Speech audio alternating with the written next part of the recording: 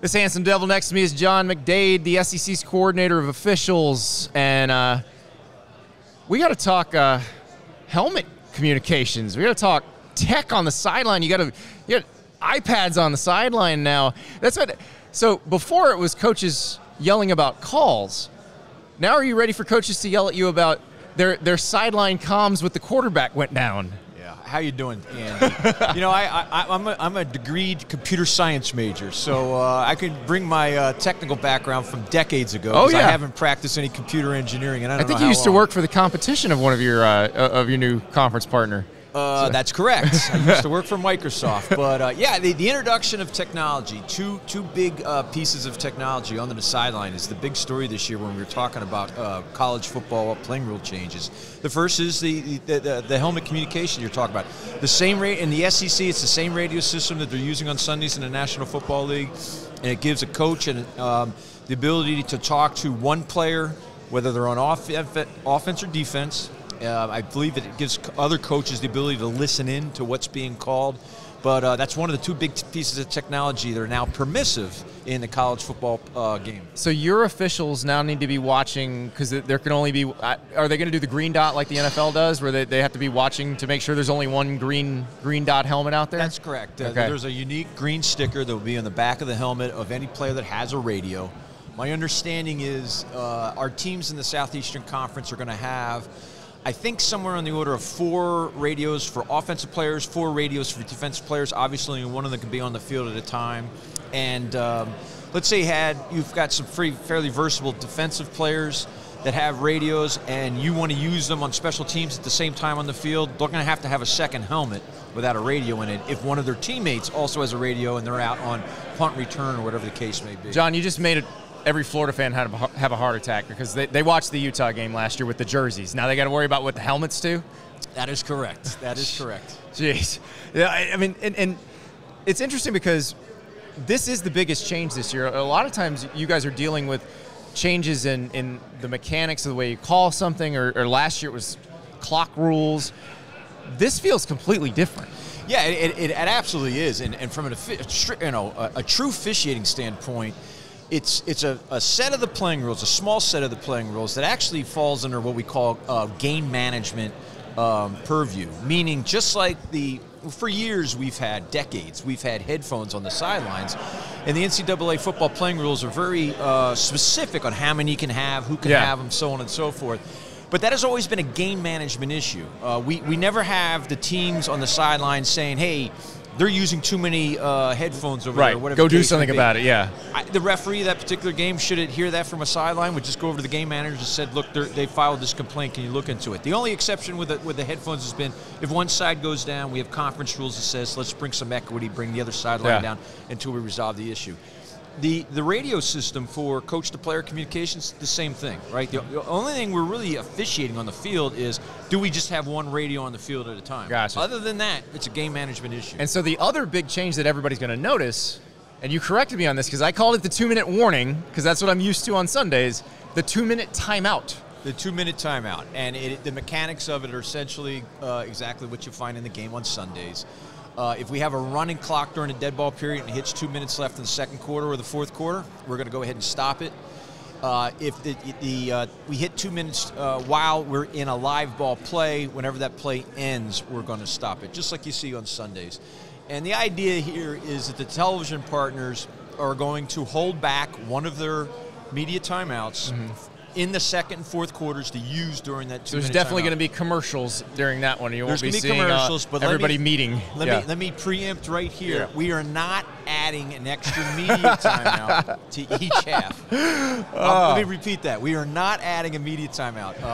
In fact, with the man has been briefed on the talking points. You know, the television partners that we have with the Southeastern Conference, the number of media timeouts that we have in each one of the quarters, their duration or whatnot, they've already been in contracts that have been defined for years before we had this playing rule change. So this is this a response to the clock rules last year where, you know, it did move a little faster, plays were taken out, this adds a stoppage?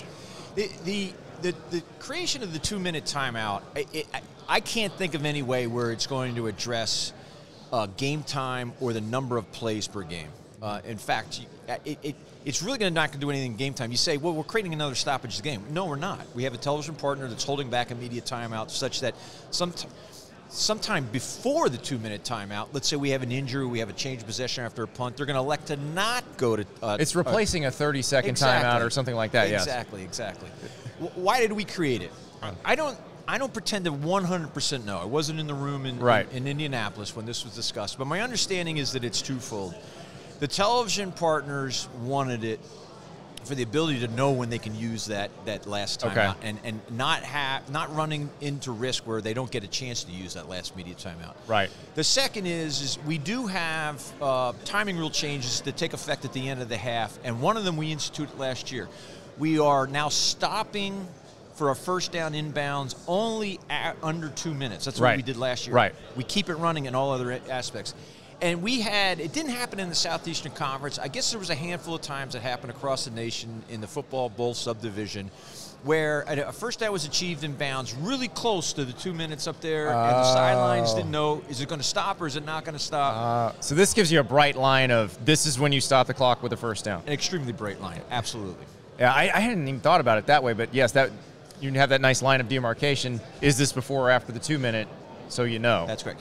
Now, for those that you really understand your playing rules, one change, it's not necessarily insignificant, but one change this brings on with the 2-minute timeout is all of the timing rule changes at the end of the half now sync up to the 2-minute timeout. And one of them is we introduced 10-second runoffs approximately a decade ago. Right.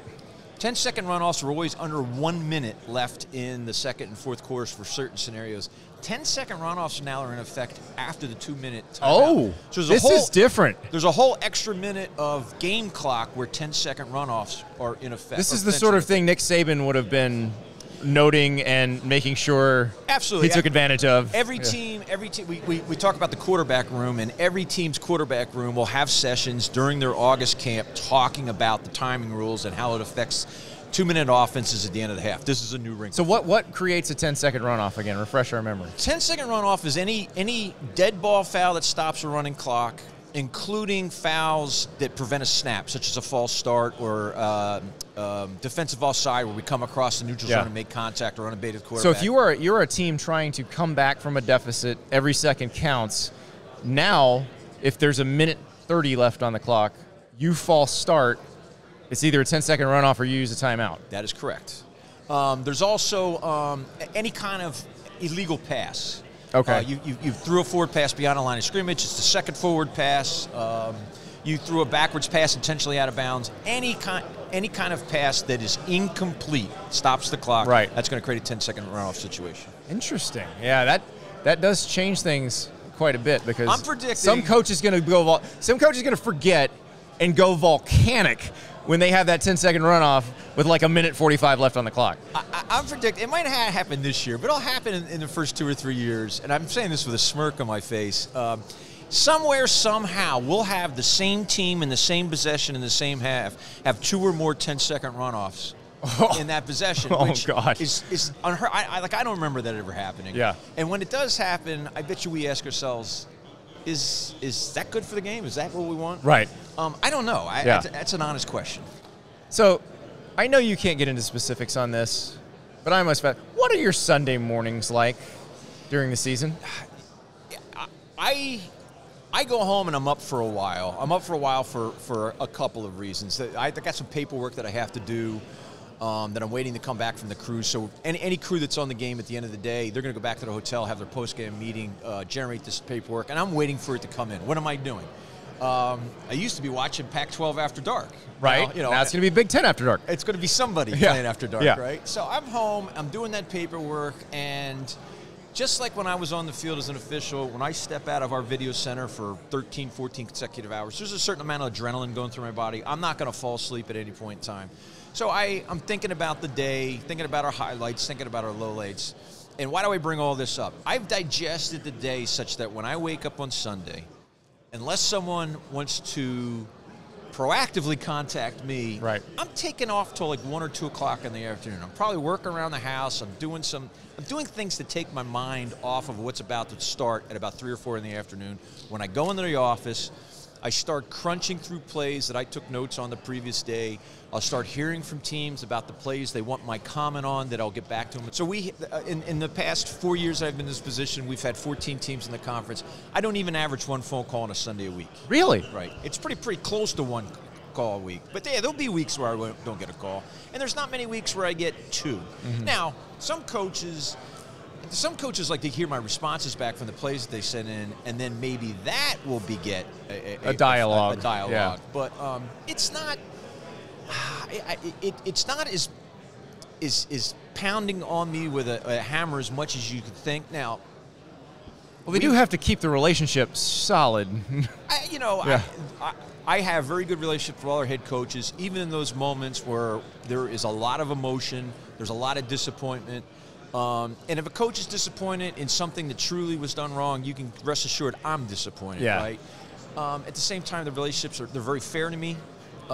They're at least professional, but they're many, many, many times beyond that. So I got to go in and turn the crank. I have to process what are highlights and lowlights. And by the way, one of the things I'm doing Sunday evenings is I'm getting ready for a 10 a.m. Central Time meeting with Commissioner Sankey every Monday to go over our highlights and our lowlights. That's one of the things that we do every the week. highlights, and so I got to do the deal a few years ago where a bunch of us media folks officiated the Georgia spring game. Yes. And I got torn up in that post-game meeting, and deservedly so. I missed an intentional grounding call that I should have made, and I made a pass interference call that I shouldn't have made. So I deserved it, but I'm curious, because you guys watch film very much like the football players watch film.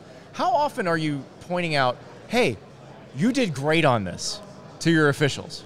Because they never hear that from the coaches. So how often do you guys tell them that? So we definitely do it. Yeah. I'm here to tell you that's not one of my strengths. Right? If you talk to someone in corporate America that's in training and development for corporate functions, they'll tell you that good training will give an attaboy or attagirl 4 times more than being critical of their performance, right?